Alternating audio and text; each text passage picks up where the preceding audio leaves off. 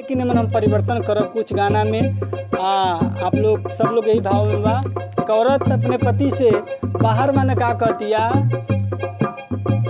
बम्बई दिल्ली कैला गुलजार हो बिहार यूपी सुन कैला राजा जी। बम्बई दिल्ली कैला गुलजार हो बिहार यूपी सुन कैला राजा जी।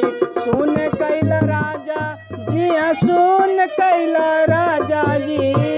सुन कैला राजा जी सुन कैला राजा जी। बिहार यूपी सुन कैला राजा जी।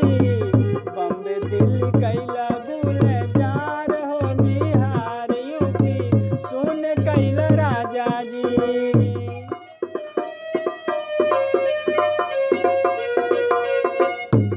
खाली बीच में तुमने ठेका चढ़ाया फिर वही बाजी सुन जन बाजी।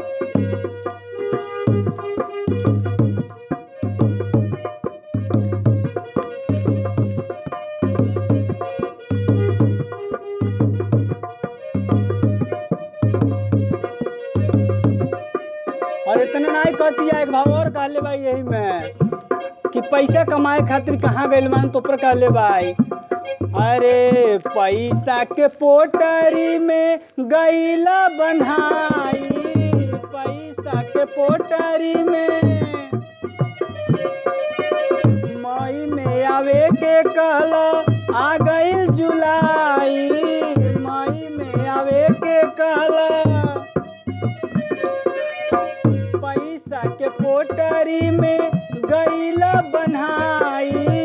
मई में आवे के कहला आ गइल जुलाई हो बिहार यूपी सुन कैला राजा जी। आ जाए आइल सावनी बहार हो बिहार यूपी सुन कैला राजा जी। तोह के पुकारता जवार हो बिहार यूपी सुन कैला राजा जी।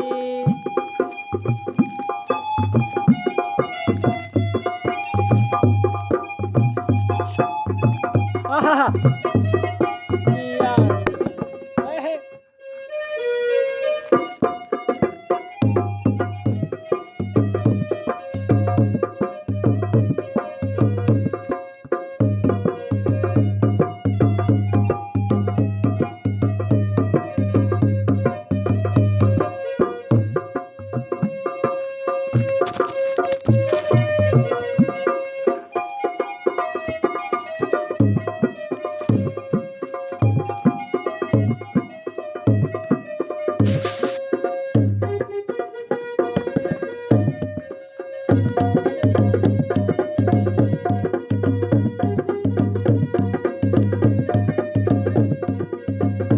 लेकिन